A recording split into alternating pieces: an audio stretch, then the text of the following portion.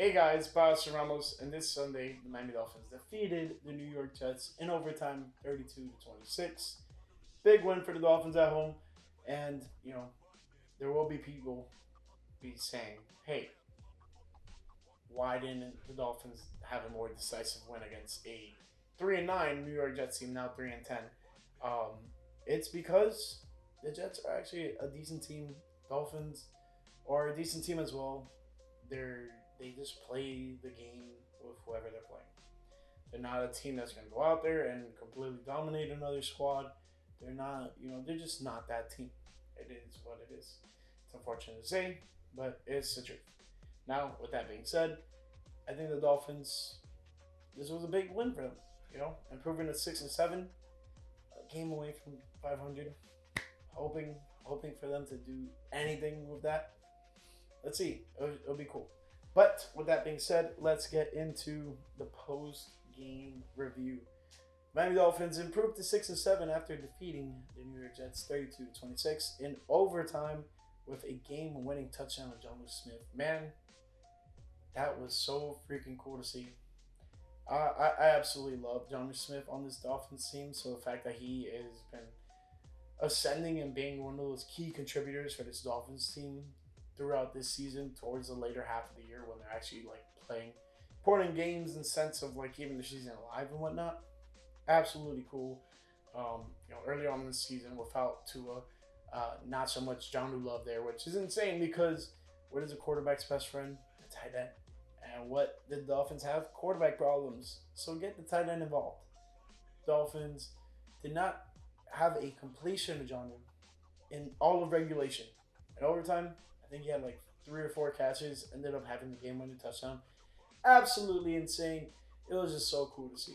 Now, with that being said, let's talk about some team stats. Meanwhile, the New York Jets had 23 first downs, the Miami Dolphins 28.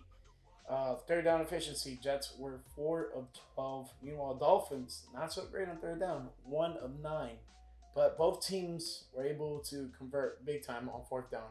Jets were able to get 2 fourth down conversions out of 2. Same for the Miami Dolphins, 2 for 2 on fourth down. That's big time for both teams. Let's see what else we can talk about. No turnovers for either side, so that was a little bit shocking. I was hoping for some sort of interception. There was an interception that Javon Holland dropped. Not totally putting it against him because it was a tip ball, but man, there were certain instances that the Dolphins really could have capitalized and taken this game over. And unfortunately, they couldn't have because of the lack of completing said plays, but it is what it is. Let's talk about some red zone attempts made per attempts. The Jets were 2 of 5 in the red zone, so they got 2 touchdowns out of 5 appearances. Meanwhile, the Dolphins were 3 of 4, so they got 3 touchdowns out of 4 appearances. Penalties. Both teams were heavily penalized. The Dolphins did not get so much yardage compared to the New York Jets. Jets got 10 penalties for 83 total yards. Miami Dolphins got 8 penalties for 49 total yards. Time of possession was split pretty evenly. The Jets had 31 minutes and 2 seconds. Meanwhile, the Dolphins had 32 minutes and 53 seconds, given the Jets did not get the ball in overtime at all. So that was, a big difference in terms of the time of possession. Aside from that, I think the Dolphins did pretty well in terms of their time of possession in reality. But yeah. So really quick, just want to touch on the keys to victory. I said that if the Dolphins were able to put adequate pressure on Aaron Rodgers, that was one of the first keys to victory. I think they did pretty good. They got 3 sacks. In terms of QB hits, the Miami Dolphins got 6, so converted about on half of their contact with Aaron Rodgers. He did, be a little bit elusive, like I said in the pregame video, but at the end of the day, it's Aaron Rodgers, so you can't be too, oh my God, I can't believe we didn't bring that guy down. Yes, it's an old guy, but he knows how to freaking manipulate defenders.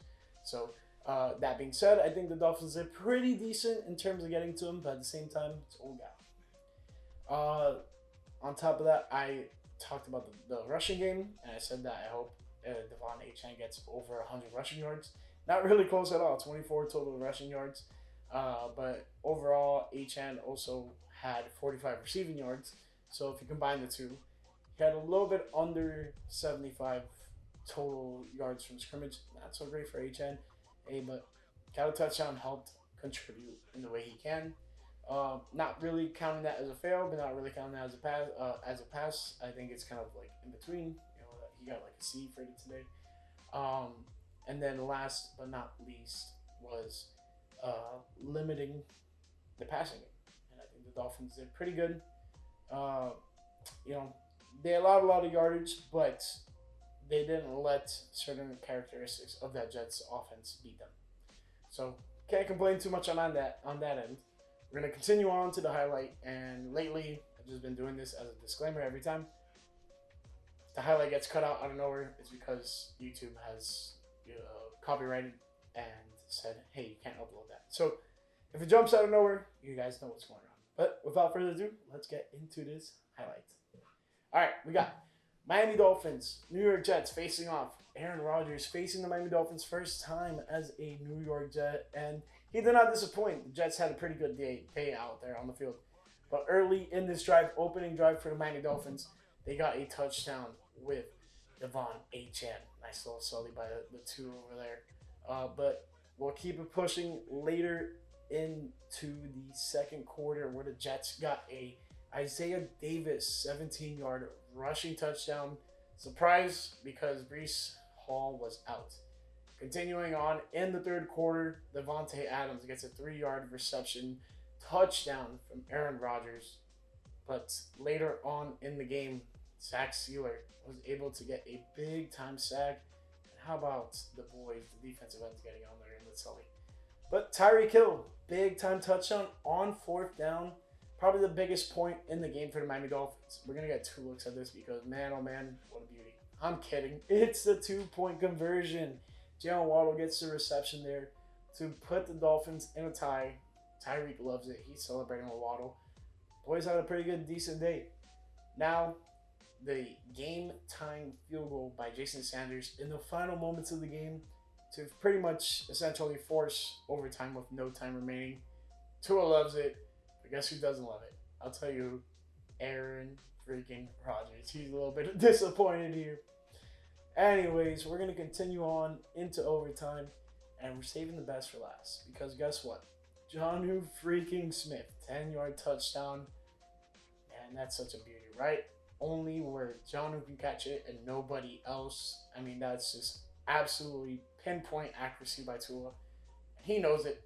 He put the Dolphins in position to win this game, and he absolutely delivered. So that was absolutely cool to see. I'm really glad that the Dolphins were able to get a win here. It was very much so needed. In the fashion that it happened, a little bit upsetting. You know, you wish the Dolphins would have been a little bit more assertive against a team like the New York Jets.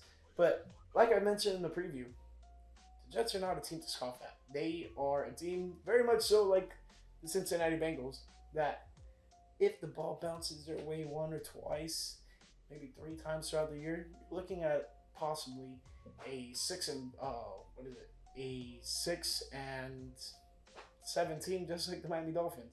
So, you know, they definitely have had some bad breaks this year, but still, not so much of a great team in terms of record. But hey, their performances each and every week have shown that, you know, they're not the worst team. They just haven't had the ball bounce their way. Now, with all that being said, let's get into the box score. All right, we're going to start with Aaron Rodgers and the New York Jets here. So we got Aaron Rodgers going 27 of 39, 339 yards, 1 touchdown, sacked 3 times for a loss of 20 yards. Meanwhile, Tua went 33 of 47, 331 yards, 2 touchdowns, and was not sacked a single time. Attaboy Tua. All right, in terms of rushing, the Jets had 83 total rushing yards, and it was mostly from Braylon Allen, who had 11 carries for 43, and 10 carries for 40 yards from Isaiah Davis. He also had that big-time touchdown. For the Miami Dolphins, not so much on the ground, 44 total yards. The Jets, Braylon Allen, almost single-handedly outrushed the Miami Dolphins. Not so great, but I think the Dolphins had more of a passing mindset in this matchup, which, you know, I'm not totally against, but I think this team needs to really, really get forward with running the ball and becoming efficient at it, especially if they have any hope of getting to the playoffs going on the road and facing a lot of these teams up north that it's going to be cold games. You're going to need to want to ground and pound that freaking football. So let's see what happens moving forward. I think the Dolphins have a lot of work to be done in terms of that aspect, but overall, if they can continue getting wins like this, big time. Back to the stats, we got Devon Achane, 14 carries for 24 total yards. Not so much to really note over here aside. We got Jalen Wright, Tyreek Hill, Jeff Wilson, and Tua all, notching some runs in them. No one surpassed 10 yards there. Nothing too crazy. 44 total yards on the ground for the Dolphins. Leading ball carrier was Devon Achane with 24. Jets receiving. They had 339 receiving yards, and it was led by Garrett Wilson. 7 receptions, 114 yards, longest of 42. We also have Devontae Adams, 9 receptions, 109 yards, a touchdown, longest of 34. Secondary did not play good at all today. You did have your two top premier cornerbacks in Jalen Ramsey and Kendall Fuller in there. So, no excuses. That is a bad performance by this Dolphins secondary. Aside from that, Braylon Allen, 4 receptions, 38 total yards. Tyler Conklin, 3 receptions, 33. Isaiah Davis, 3 receptions, 27. And Jeremy Ruckert was targeted once. For the Miami Dolphins, Tua did not have a bad day. He spread the ball out pretty well, and he got his big-time playmaking wide receivers involved early and often. You got Tyreek Hill, 10 receptions, 115 total yards. 1 touchdown, longest of 21. You also have Jalen Waddle, 9 receptions, 99 total yards. Devon Achane, 4 receptions, 45. Jonnu Smith, 3 receptions, 44, all of which came in overtime. Julian Hill, 1 reception, 14 yards. Jeff Wilson Jr., 1 reception for 7. Jalen Wright, 2 receptions for 6. Odell Beckham Jr., 1 reception for 1. Durham Smythe and Malik Washington both were targeted once, but did not come down with the football. Now let's get into the defensive stats. Jamin Sherwood was the leading tackler for the New York Jets, and this is crazy. I haven't really seen this in a while. 18 total tackles by Sherwood over here. 18. That's crazy. 13 solo just by himself. He had 2 tackles for a loss, 1 pass deflection. He's been big time for that Jets defense. We also have Brandon Eccles with 10 total, 9 solo, and a pass deflection. We also have Chuck Clark, 7 total, 4 solo, 1 pass deflection. Just key stats moving forward. DJ Reed with a pass deflection. Solomon Thomas with a tackle for a loss. Hassan Reddick with a tackle for a loss. And that's about it for the New York Jets. Not so much there on the defensive side. For the Miami Dolphins, Jordan Brooks was the leading tackler. 9 total tackles, 4 solo. 1 sack, 1 tackle for loss, 1 pass deflection, 1 QB hit. Kendall Fuller had 8 total tackles for 6 solo, 1 pass deflection. Jordan Poyer right behind him, 7 and 4, 7 totals, 4 solo, and 1 QB hit. Key stats for the Miami Dolphins: Jalen Ramsey, 1 pass deflection. Benito Jones, 2 tackles for a loss. Zach Sealer, 2 sacks, 2 tackles for a loss. Calais Campbell, 1 QB hit. Zach Sealer also had 3 QB hits. Chop Robinson had a pass deflection, and that is about it for the Dolphins defense. I think both defenses did not have their best days whatsoever. I felt like the Dolphins defense could have been better. But I think this New York Jets team is a little bit better than a lot of people want to give them credit for. I know their record stinks, but overall, I don't think this New York Jets team is a bad team. Xavier Gibson, 1 kick return for 29 total yards. Malik Washington, 3 kick returns for 95 total yards. He had a longest of 45, and that was a big one. That helped set up the game-time field goal for this Dolphins team. And that was huge because otherwise, without that, the Dolphins would have had even more of field to gain. Should have not been for that Malik Washington big return on that kickoff. But yeah, 3 returns for 95 yards, longest of 45. Big time performance from Malik Washington in special teams. D. Eskridge had 1 return for 28 total yards. Punt returns, Xavier Gibson had 2 returns for no return yards. Malik Washington had 1 return for 10. Kicking, Anders Carlson went 4 for 4, longest of 42 on field goals, 2 for 2 on extra points. And then Jason Sanders went 4 for 4 on field goals, longest of 57, and he missed an extra point. It was the first extra point of the game. really kind of threw the whole game in a loop, honestly. And then punting, Thomas Morstead, former Miami Dolphins punter, had 2 punts for 96 total yards and the longest of 52. Meanwhile, Jake Bailey had 3 punts for 148 yards, 1 touchback, 2 of which were in the 20, longest of 56. And I mean, stats aren't all that crazy. I think both teams are pretty balanced in that aspect. But I feel like the Dolphins left a lot more to be desired, and there is still lots of room for improvement for this Dolphins team. They need to assert themselves and be a more physical team, especially in the running game. I feel like the Dolphins pretty much abandoned the running game at some point, and that really kind of threw a wrench in things because they're not building towards something if they're not doing that. I understand they did what was best to win, and I'm very happy they did that, but they need to find a way to win while still achieving those things, running the ball. Because the Dolphins last year were pretty decent at running the ball, and then when things went sideways, they just abandoned completely the running game. And I understand that, but that's not going to fly when it comes to playoff football. And, 6-7, this team is nowhere near where they need to be because the standings are not in their favor. You have teams like the Denver Broncos who are holding pretty much down the whole wild card spot at 8-5. There's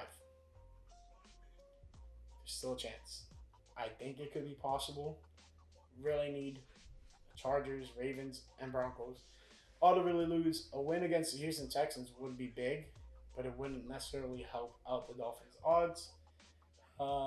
Aside from that, you really just gotta hope one of these teams just start getting on a bad losing streak and the Dolphins can win out. I think it's possible, but it's a bit far-fetched right now. Aside from that, that is pretty much concluding the post-game review.